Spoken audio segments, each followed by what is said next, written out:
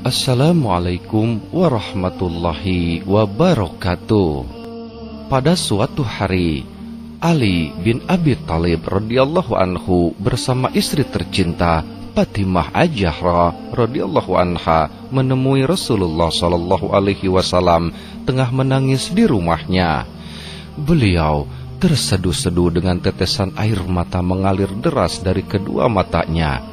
Hal ini pertanda ada satu kesedihan yang teramat dalam dan mengusik ketentraman batinnya, menyentuh sanubari kemanusiaannya yang jauh terpendam.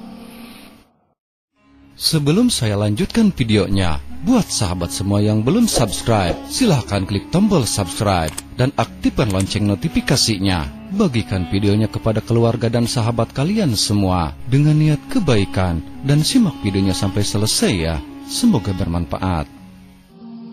Melihat pemandangan yang mengharukan tersebut, Sayyidina Ali radhiyallahu anhu berusaha menghibur. Ia berkata kepada Rasulullah sallallahu alaihi wasallam yang juga ayah mertua, sahabat dan kekasihnya, "Hentikan tangismu wahai Rasulullah, biar ayah dan bundaku menjadi tebusan atas ratap tangismu. Wahai kekasihku, apa gerangan yang menyebabkan air mata harus menetes? Ceritakanlah wahai junjungan seluruh alam." Dengan sedikit terbata-bata dan disela tangis yang belum reda, Rasulullah sallallahu alaihi wasallam menceritakan sebab tangisnya.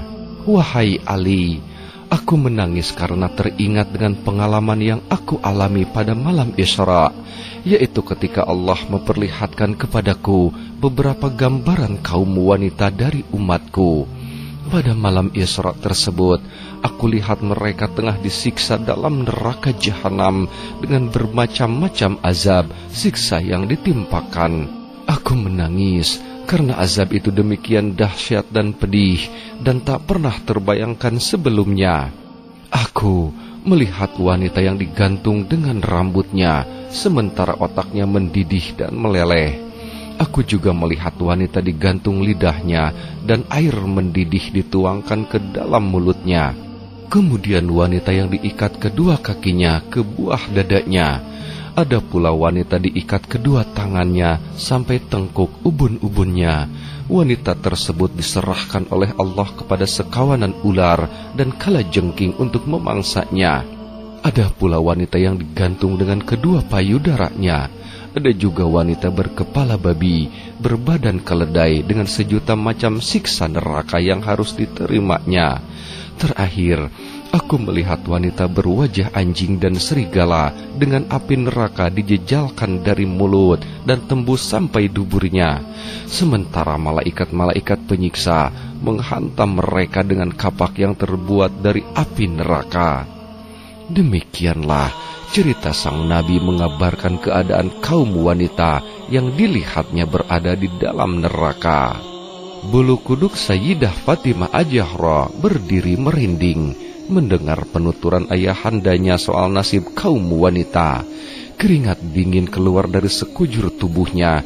Tanpa sadar, kedua pipinya telah basah dengan air mata. Dia bangkit dan bertanya, "Wahai ayahanda tersayang, pelipur laraku, kegembiraan mata hatiku, amal apa yang telah dilakukan wanita-wanita tersebut sehingga demikian berat dan dahsyat siksa yang mereka terima sebagai balasan?" Perlahan-lahan Rasulullah sallallahu alaihi wasallam menjelaskan penyebab dari siksa wanita yang ada di neraka jahanam itu. Katanya, "Fatimah putriku, wanita yang digantung rambutnya adalah wanita yang tidak menutup aurat dan rambutnya diperlihatkan dengan tidak berbusana muslimah atau berjilbab dari pria lain yang bukan muhrimnya, membiarkan rambutnya terurai dipermainkan angin dan merelakannya dipandang siapapun. Wanita yang digantung lidahnya adalah wanita yang menyakiti hati suaminya dengan kata-kata kasar, mulutnya keji dengan kata-kata yang keluar tanpa kontrol akal dan hati nurani. Wanita yang digantung payudaranya, yaitu wanita yang selingkuh, mengotori ranjang suaminya, mengkhianati kepercayaan suami, menodai noktah perjanjian ilahi. Adapun wanita yang diikat kedua kaki dan tangannya dengan ular dan kalajengking di sekujur tubuhnya adalah wanita yang tidak mandi junub atau mandi besar dari haidnya dan meremehkan sholat. Wanita dengan wujud kepala babi dan berbadan keledai ialah wanita pendusta, perayu, pengumpat dan penggunjing. Sementara wanita yang berbentuk anjing dengan api yang dijajalkan lewat mulut dan keluar melalui dubur adalah wanita-wanita yang suka mengungkit-ungkit kebaikan maupun pemberian dan penghasut atau provokator. Dimanapun dia hembuskan angin fitnah dan adu domba, membuat keresahan di masyarakat dengan mencampuri urusan orang lain. Wahai putriku, celakalah wanita-wanita yang durhaka, maksiat terhadap suaminya.